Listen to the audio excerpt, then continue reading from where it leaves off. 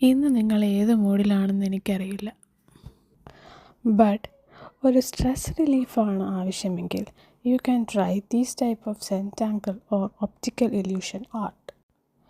തുടക്കത്തിൽ കുറച്ച് ടഫാണ് എന്ന് കാണുമ്പോൾ തോന്നുമെങ്കിലും ചെയ്ത് കഴിയുമ്പോൾ ഇത് ഇത്രയും ഉണ്ടായിരുന്നു എന്ന് തോന്നും.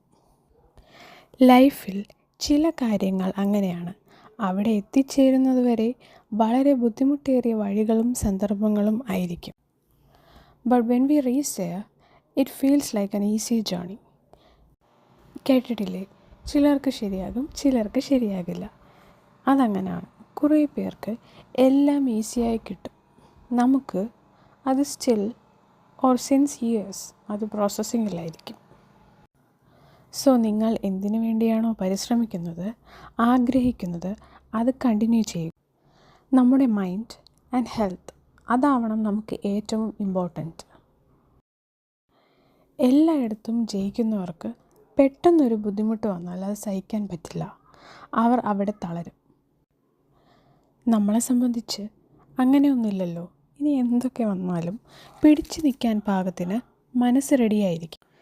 ഇപ്പോൾ എന്തിനെക്കുറിച്ച് ആലോചിച്ചാണോ ദുഃഖിക്കുന്നത്, അത് ഈ ഒരു മാറ്റത്തിനായിരുന്നു എന്ന് നിങ്ങൾ ഭാവിയിൽ തിരിച്ചറിയും.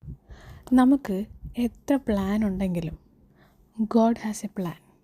ആർക്കും ഒരിക്കലും തിരുത്താൻ പറ്റാത്ത ഒരു പ്രോപ്പർ പ്ലാൻ, അത് എന്തിനേക്കാളും മനോഹരമായിരിക്കും. Trust the process. ഞാനിങ്ങനെ ചെയ്യൂ, എനിക്ക് ഇത് തന്നെ വേണം എന്ന് വാശി പിടിക്കാതെ നമുക്ക് ഉള്ളതല്ല എന്ന് തോന്നിപ്പിക്കുന്നതിനെ വെറുതെ വിടുക. പോയതിനെക്കുറിച്ചോർത്ത് ഒരിക്കലും വിഷമിക്കരുത്. ഇനി എന്ത് ചെയ്യാം, നമ്മുടെ നല്ലതിന് എന്ത് ചെയ്യാം. കുറച്ച് സെൽഫിഷ് ആകുന്നതായിരിക്കും ഈ കാലത്ത് നല്ലത്. കാരണം എല്ലാവരും അവരവരുടെ ഹാപ്പിനെസ് നോക്കുന്ന ഒരു ടൈമാണിത്.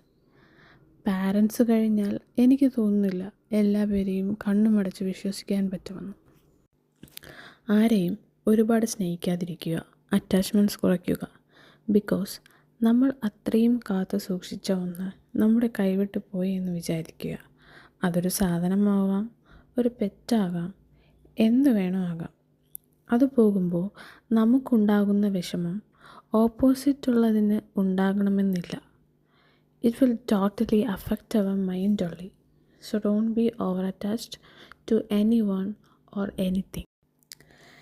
ജീവിതത്തിൽ ഓരോ ആൾക്കാരെ പരിചയപ്പെടുമ്പോഴും മൈൻഡിൽ അവർ ഇന്നല്ലെങ്കിൽ നാളെ ചേഞ്ച് ആകും എന്നുള്ളത് മനസ്സിൽ വെച്ചിട്ട് വേണം ആ റിലേഷൻ കണ്ടിന്യൂ ചെയ്യാൻ.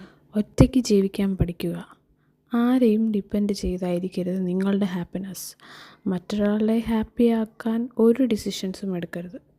നിങ്ങൾക്ക് എന്താണോ സന്തോഷം അതിന് മാത്രം യെസ് പറയുക. നിങ്ങൾക്ക് സ്ട്രെസ്സാണെങ്കിൽ ഇഷ്ടമുള്ള കാര്യങ്ങൾ ചെയ്യുക. അറ്റ്ലീസ്റ്റ് ഓവർ തിങ്ക് ചെയ്യുന്ന ടൈമെങ്കിലും കുറയ്ക്കാം. നമുക്ക് ഹാപ്പിനെസ് തരുന്ന കാര്യങ്ങൾ എല്ലാവരും അക്സെപ്റ്റ് ചെയ്യണമെന്നില്ല.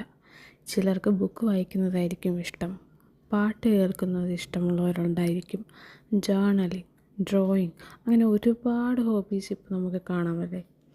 ബട്ട് ഇതൊന്നുമില്ലാത്തവർ അതിനെ ടൈം വേസ്റ്റിംഗ് എന്നോ എക്സ്പെൻസീവ് എന്നോ ഇങ്ങനെയൊക്കെ പറയും. ഇല്ലെങ്കിൽ ഈ പ്രായത്തിലാണോ ഇതൊക്കെ ചെയ്യുന്നത് എന്നൊക്കെ തോന്നാം. അത് അവർ പറഞ്ഞ് മനസ്സിലാക്കേണ്ട കാര്യം നമുക്കില്ല. Just say I choose my own happiness. You can choose what ever you want. എനിക്ക് മനസ്സിലായ കാര്യം, നമ്മൾ പ്രതീക്ഷിക്കാത്ത ആൾക്കാരായിരിക്കും നമുക്ക് സപ്പോർട്ട് ചെയ്യുന്നതും അപ്രീഷിയേറ്റ് ചെയ്യുന്നതും. ചിലരുണ്ട് സപ്പോർട്ട് ചെയ്യുന്ന പോലെ ആക്ട് ചെയ്യും. ദേ ക്രിട്ടിസൈസ് ഇൻഡയറക്ട്ലി, ലൈക്ക് മറ്റേ കുട്ടിയുടെ പെയിൻറ്റിങ്സ് കണ്ടിട്ടുണ്ടോ, എന്ത് രസമാണ്. സോ നമ്മൾ അസ്യൂം ചെയ്യണം വാട്ട് ദേ മീൻ. അതിൻ്റെ ആവശ്യമില്ല. Don't wait for them. They are like നിങ്ങളുടെ ഉയർച്ചയിൽ ഭയക്കുന്നവരോ നിങ്ങളുടെ വീഴ്ചയിൽ സന്തോഷിക്കുന്നവരുമായിരിക്കും. ലൈഫ് എന്തായാലും അഹങ്കരിക്കരുത്. പെട്ടെന്ന് കിട്ടുന്ന എന്തും അതേ സ്പീഡിൽ തിരിച്ചെടുക്കാൻ തന്നെ ആൾക്കറിയാം. സോ നമ്മുടെ കൂടെ ഉള്ളവരുടെ ഫീലിംഗ്സ് റെസ്പെക്റ്റ് ചെയ്യുക. Maximum don't hurt anyone purposefully. And ഒരാളെ ഹാപ്പിയാക്കാൻ മറ്റൊരാളെ വേദനിപ്പിക്കാതിരിക്കുക. ഓരോ കാര്യങ്ങൾ പറയുമ്പോഴും ഓപ്പോസിറ്റുള്ള ആൾക്ക് എങ്ങനെ ഫീലാകും എന്ന് ആലോചിച്ച് സംസാരിക്കുക. എനിക്കിപ്പോൾ എന്തും പറയാനുള്ള ധൈര്യമുണ്ട് എന്ന അഹങ്കാരം ഒഴിവാക്കി എത്ര ഉയർച്ചയിലെത്തിയാലും keep your character your self. If someone hurts by words, first smile at them. If they hurt you again, keep them away. If they chase you, be silent. Nothing hurts them more than your silence.